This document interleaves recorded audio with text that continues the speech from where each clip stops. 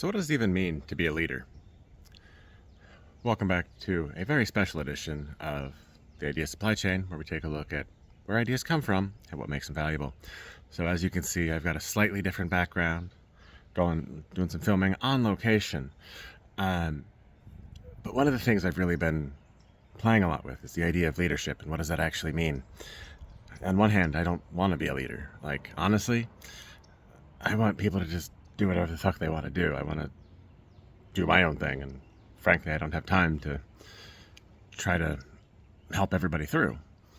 But one of the issues is when you start acting like you just know what you're doing, people start following, and that's a lot of pressure sometimes. Like, it can really be a burden, and so you might hear about the burden of leadership, and it can really take a toll. But one of the things I've really focused on is giving people choice. I've got a saying that keeps just repeating in my head over and over again. So choice is the antidote to power. And what this means is that as a leader, like, I can not have to worry about having power over someone if they have a choice, but they can also follow me by choice. And so letting leadership be a choice, not an act of power, is actually a great way to build stronger relationships and be a better leader. Power dynamics really skew how leadership can work because it makes communication a lot harder. And if you've watched some of my other videos on communication, that's something I pay a lot of attention to. And power dynamics really can skew that, because if somebody can fire you for what you say, you don't speak freely.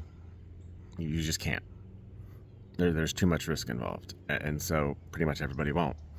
Or you will, and you'll just get fired. And then it's like, okay, well, cool.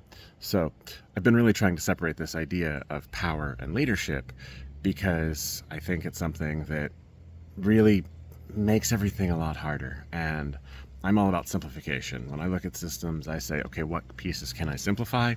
How can I make this easier? What can I do to make everybody involved with the system happier? And typically that involves removing power dynamics, because these power dynamics really impact the way information travels in a system of people.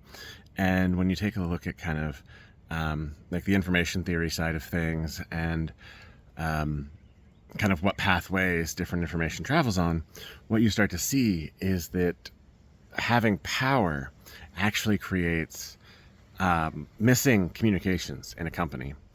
And so I've started working with companies to really figure out what is missing in their communications. What are they what are people not saying in their company?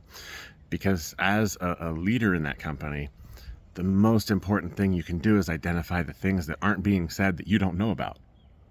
If you don't know about them, you can't deal with them. And what typically happens in that case is that they end up popping up where they are unexpected, and you'll find out about it at the worst possible time, because it's going to bite you in the ass. So as you are trying to figure out how communication works in your company, as you're looking around and saying, okay, what aren't people saying? Think about how power dynamics affect those levels of communication, and see if you can actually remove the communication outside of the power structure. A good way to do this is through like anonymous but like tagged information. And so what I've looked at is like, okay, so you can always trace back these messages, but when you're analyzing them, you don't actually care who said what. What you want to do is you want to be able to get a broader overall picture. And a lot of the like the architecture that I'm building out around the idea of a nexus. So my AI co-founder is built on this architecture, and the whole idea is that you can get information from multiple different places and put it all together and build a more comprehensive picture. And so by doing that, it's not about like assigning blame. It's about asking questions of the data that is coming in and kind of keeping up this like real-time feed of thoughts as needed. And that ends up being a very, very powerful mechanism for spotting what's missing, because when you have all of this data coming in and you can ask questions, you can see what answers aren't in the data, and that lets you know where you need to look. So a lot in this, but one of the things that you really need to remember is that leadership comes down to communication.